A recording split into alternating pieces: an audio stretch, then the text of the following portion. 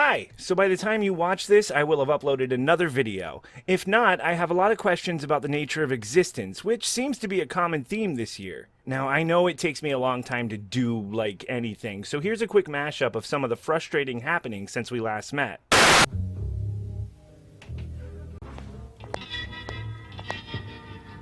Coffee.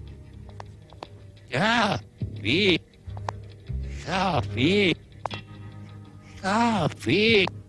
Ho ho! These racist teachers have got to go! Hey hey! Ho ho! Black power! Black power! I heard faculty already saying that they heard from police that Brett Weinstein was surrounded and threatened, and that is simply not true. We did block him at first. For transparency, we did block him at first. He was trying to leave. But this is just completely and totally wrong. I don't understand how anybody on the left can feel like they're holding a moral high ground. He broke me. He broke. And then I was like, no, this isn't right. It's just not right. I know in... Is it gonna... Oh, that's a dick move. Really? Son of a bitch. I'm gonna see if we got... Really? God damn it. I'm gonna see if they left us a note.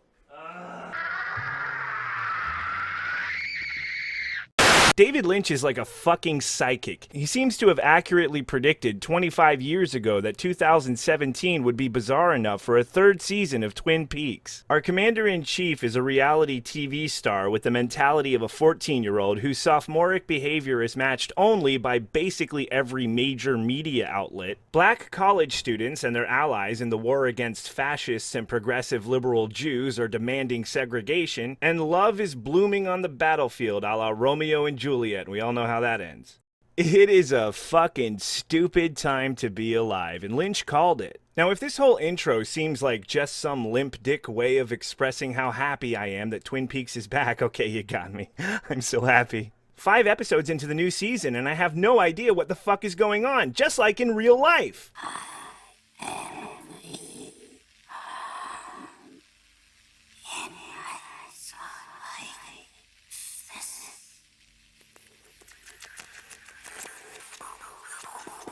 Of course you do. Why wouldn't this be happening? Check it out, I even learned how to talk backwards. My subscribers in suck my dick.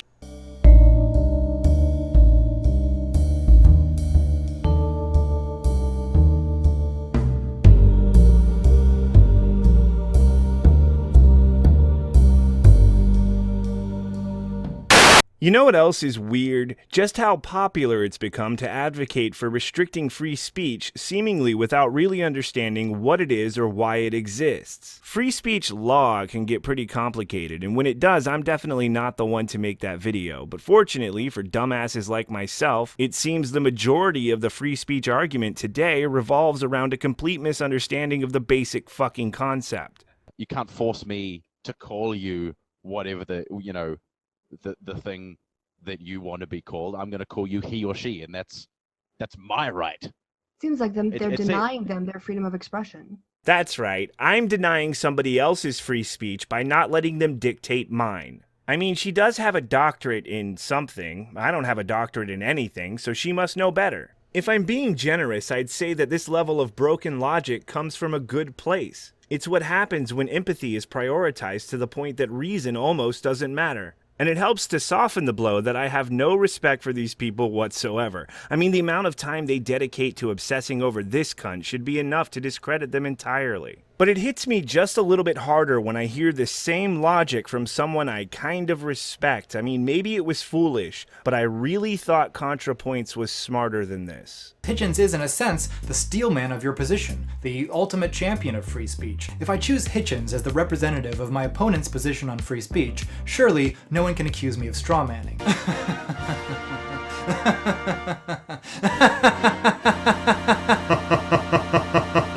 It's not just the right of the person who speaks to be heard.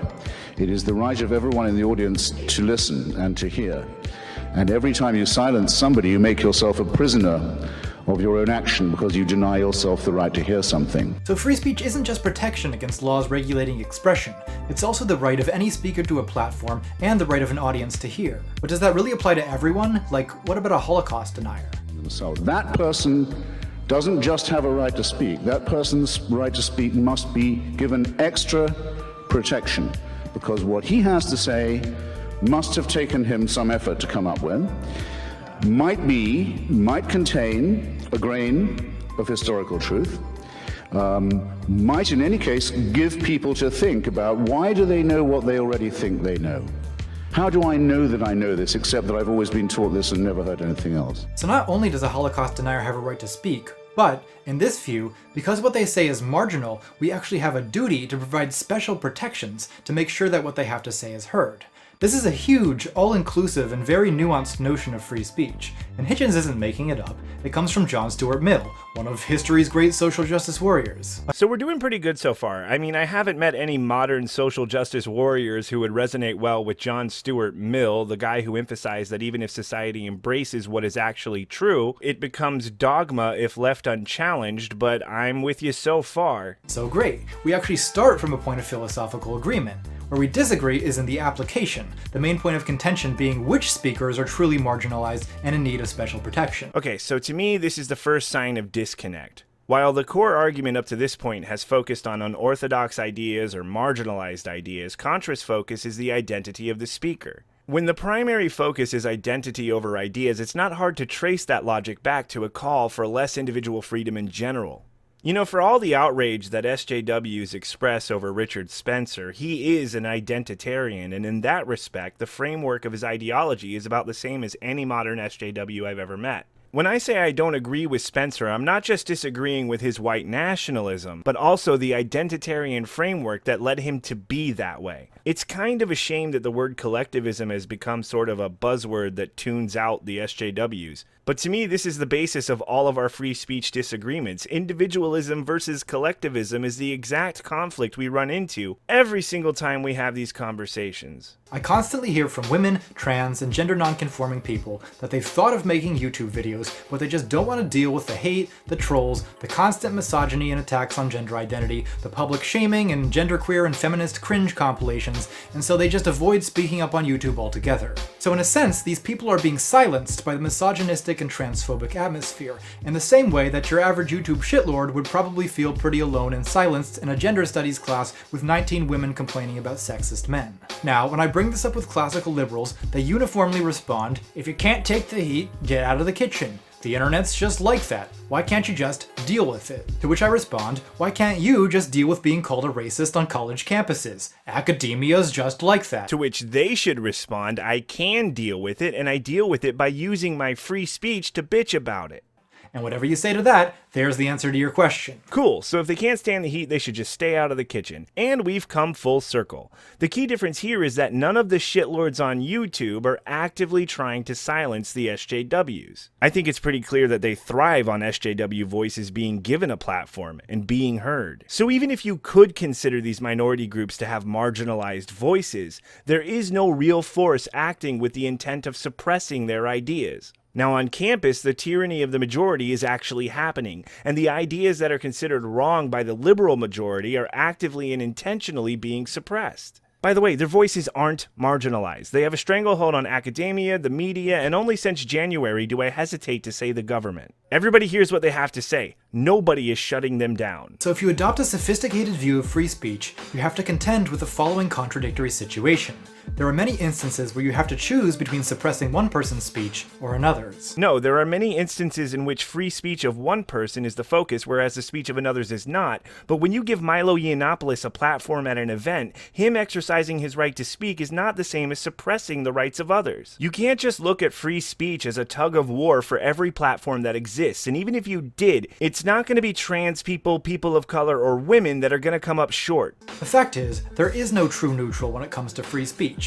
It's literally impossible to protect everyone's speech equally because some forms of speech tend to dampen other forms of speech. So there comes a point where you have to choose whose side you're on. In this case, do you want to defend the speech of misogynists or the speech of women? Both. Racists or people of color? Both. Homophobes and transphobes, or queer people? Both. And what I notice about you, Dave, and about much of your audience, is you only ever seem to stand up for the right of people not to be silenced by slurs like racist and transphobe. And in fact, you present the topic like it's the most important political issue in the world right now. But on the subject of how bigoted attitudes and speech may silence women, people of color, queer people, and other marginalized groups, you seem to have absolutely nothing to say. Bigoted attitudes and speech absolutely may silence women, people of color, queer people, and other marginalized groups, but the social climate isn't actually doing that. Fuck's sake, 2 of your biggest targets are queer people. It's almost like their sexual identities don't solely inform their political opinions. Of course, you're leaving out that the people being called racist and transphobe are more often than not being mislabeled as such. Honestly, Richard Spencer is about the only example of an actual racist I can think of, and you guys still misrepresent him at every possible turn. And I can't help but look at this and conclude that you've taken a side in an ideological battle, while pretending all the way that you're simply defending the supposedly neutral value of free speech. The ideological value has shifted to include the value of free speech. Of course they've taken an ideological side, but why are you limiting that side to bigotry? Do you think all the liberals that are defending free speech right now are doing so because they suddenly felt the urge to be misogynistic and racist? No, they're defending it because it's under attack by the people you're pretending are being suppressed, even as they dominate the most important institutions in the Western world. What year do you live in that this feminist ideology is being underrepresented? Let's see what Hitchens, so passionate in his defense of the Holocaust denier's right to a platform, has to say about protecting the speech of women, queer people, and people of color. Because we've had invocations of a rather drivelling and sickly kind tonight of our sympathy. What about the poor fags? What about the poor Jews, the wretched women who can't take the abuse, and the slaves and their descendants, and the tribes who didn't make it and were told that their land was forfeit? So the women, the fags, the slaves and their descendants, and the tribes who didn't make it should just take the abuse, while the Holocaust denier deserves special protection. No, he's mocking them for seeing it as abuse in the first place and dismissing their impulse to suppress that right to free speech on the grounds that it is abuse. And you were so bothered by his word choice that you cut him off before he made his actual point, which was essentially that the main force for censorship and oppression are the same. And he specifically targets religion because he's Christopher Hitchens. And the tribes who didn't make it and were told that their land was forfeit. Look anywhere you like for the warrant for slavery, for the subjection of women as chattel, for the burning and flogging of homosexuals, for ethnic cleansing, for anti-Semitism, for all of this. You look no further than a famous book that's on every pulpit in this city and in every synagogue and in every mosque. And then just see whether you can square the fact that the force that is the main source of hatred is also the main caller for censorship.